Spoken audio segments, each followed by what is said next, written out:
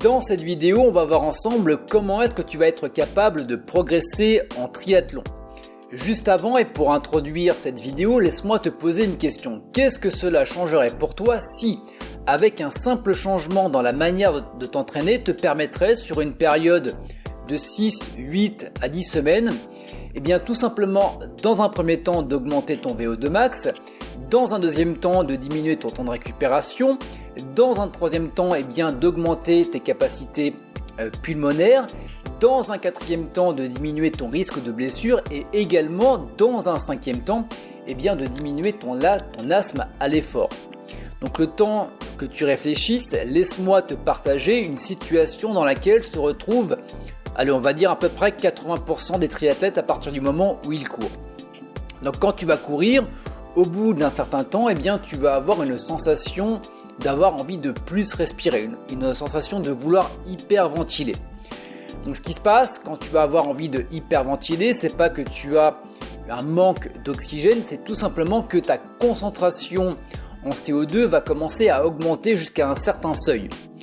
Et donc tu vas commencer à hyperventiler tout simplement pour faire diminuer cette concentration en CO2.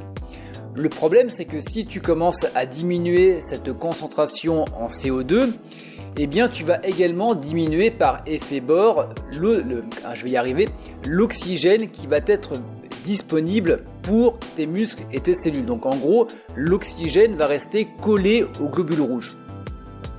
Et donc le problème, c'est que si tu as moins d'oxygène qui est disponible, eh bien tu vas avoir, entre guillemets, bien évidemment, je caricature, moins d'énergie. Sauf que d'un autre côté, vu que tu vas commencer à hyperventiler, tu vas augmenter ta cadence respiratoire, donc forcément tes muscles au niveau respiratoire vont beaucoup plus travailler, vont demander beaucoup plus d'énergie et beaucoup plus d'O2. Donc d'un côté, tu vas en avoir moins à disposition, mais d'un côté, tu vas en demander beaucoup plus. Donc généralement, ce qui se passe, c'est que tu vas partir sur un game over. Donc le changement dont je t'ai parlé dans le début de la vidéo va justement te permettre de casser ce cercle vicieux. Cercle vicieux qui est à 100% engendré par une faible tolérance au CO2.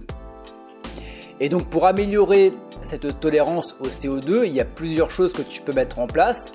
La première, c'est de passer sur une respiration nasale qui va entraîner une respiration qui va être lente et profonde. Donc je ne vais pas développer dans cette vidéo, je t'invite à cliquer sur le i comme information. Voilà, tu as une vidéo qui est consacrée à ce sujet-là.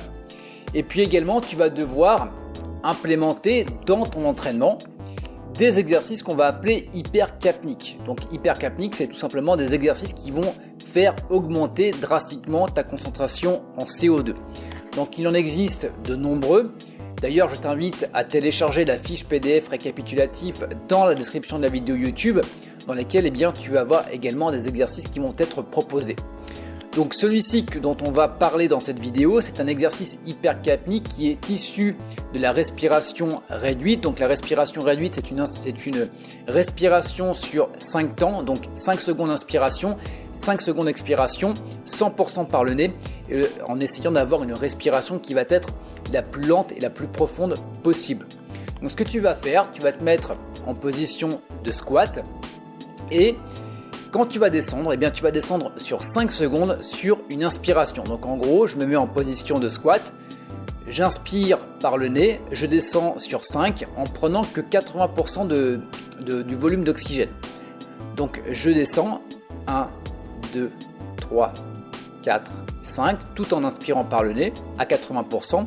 Et quand je vais donc remonter, je vais expirer également sur 5 secondes. 1, 2, 3, 4, 5. Et ça, on va le faire 10 fois. Donc je t'invite à tester de ton côté. Tu peux mettre la vidéo en pause. Tu peux également me donner tes impressions dans les commentaires de la vidéo YouTube. Donc ça, c'est un des 3, je vais y arriver. C'est vraiment difficile aujourd'hui sur cette vidéo, je te garantis. Ça fait 3-4 fois que je la refais, mais on va arriver jusqu'au bout. Donc, ce qui va se passer, c'est que tu vas pouvoir justement intégrer ce genre d'exercice dans ton entraînement. Ça va te permettre également d'augmenter ta concentration en CO2 et ça va également te permettre tout simplement de mieux performer par la suite. Donc, si tu veux également être accompagné, si tu souhaites également mettre en place ce type de travail dans ton entraînement et pour pouvoir mieux performer et progresser en triathlon, tu as un lien dans la description de la vidéo YouTube pour lequel tu vas avoir la possibilité qu'on s'appelle et qu'on puisse définir ensemble un plan d'entraînement. Je t'invite à cliquer dessus si tu es intéressé. Également, je t'invite à t'abonner à la chaîne YouTube si ce n'est pas déjà fait pour pouvoir avoir d'autres conseils du même genre. Et puis également, je t'invite à me rétribuer avec un pouce vers le haut. Voilà, si tu aimes mon travail, et puis également pour m'encourager parce qu'aujourd'hui ça n'a vraiment pas été difficile. Enfin, ça n'a pas vraiment été facile, tu vois. Je m'en mêle complètement les pinceaux, donc on va arrêter cette vidéo avant que je dise de la merde. Voilà, on se retrouve très bientôt.